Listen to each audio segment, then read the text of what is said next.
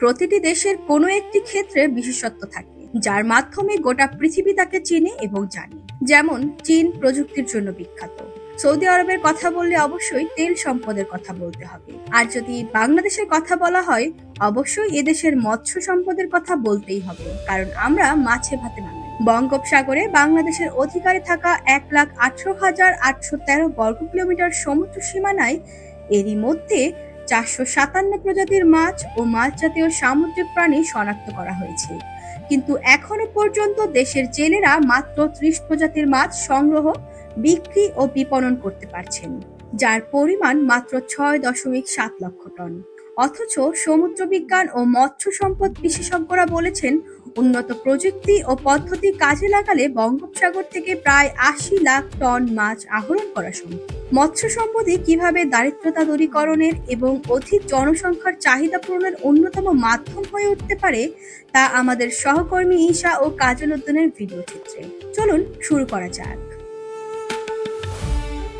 বাংলাদেশ একটি সামুদ্রিক সম্পদে সমৃদ্ধ দেশ। বঙ্গোপসাগরের বিশাল জলরাশি বাংলাদেশের অর্থনীতিতে গুরুত্বপূর্ণ ভূমিকা পালন করে আসছে বহু বছর ধরে।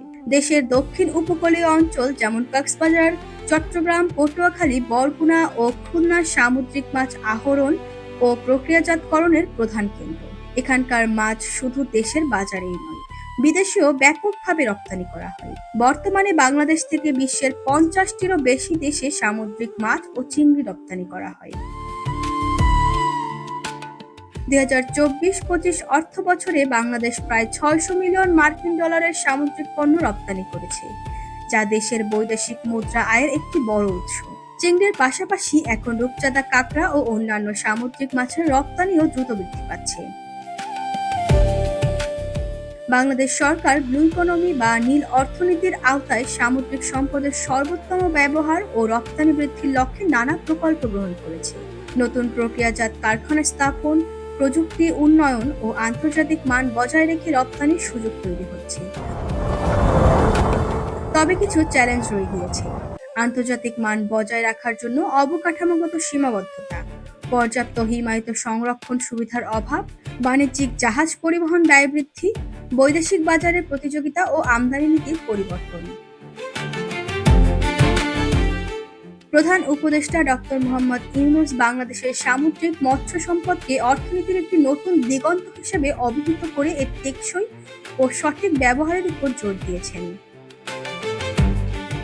জাতিসংঘের খাদ্য ও কৃষি সংস্থার মহাপরিচালক উদং ইউ বাংলাদেশের গভীর সমুদ্রে মৎস্য আহরণ শিল্পের উন্নয়ন ও কৃষিজাত পণ্য, বিশেষ করে ফল রপ্তানি বাড়াতে সহায়তা অব্যাহত রাখার আশ্বাস দিয়েছেন।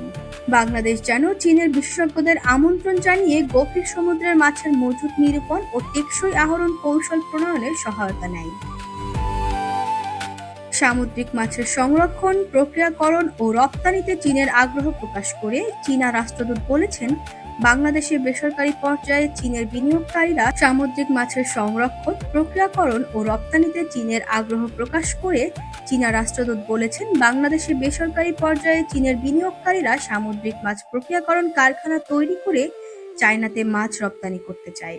চীন ও অন্যান্য উন্নত দেশে প্রক্রিয়াজাত সামুদ্রিক মাছের বাজার ধরতে পারলে এই খাতটি বাংলাদেশের জন্য অন্যতম প্রধান রপ্তানি উৎস হয়ে উঠতে পারে।